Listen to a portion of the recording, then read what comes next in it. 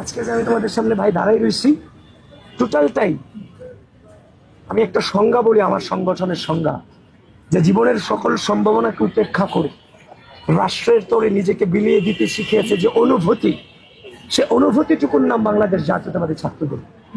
কারণ এটা কোনো ডিকশনারির সংজ্ঞা নেই, কারণ আমি আবিদকে পুরোপুরিভাবে তৈরি করছে এই সংগঠনটা, যেখানে রাজনীতির রস সম্পর্কে কোনো জ্ঞান ভাই আমার ছিল না। তো যাই হোক, 2016 সাল থেকে আজও পর্যন্ত এই 1 বছর আগে, 2 বছর আগেও আমার যে পারিবারিক পুনর্মিলন গুলো ছিল, নানার বাড়ির অনুষ্ঠান, দাদার বাড়ির অনুষ্ঠান, সেগুলোতে পর্যন্ত যেতে পারিনি।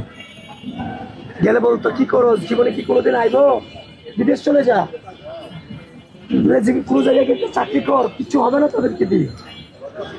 তো এই জন্য আমার অন্যভাবে নিয়েন না, পরিবার আত্মীয় স্বজন আমার কোনো মায়া দেয় না।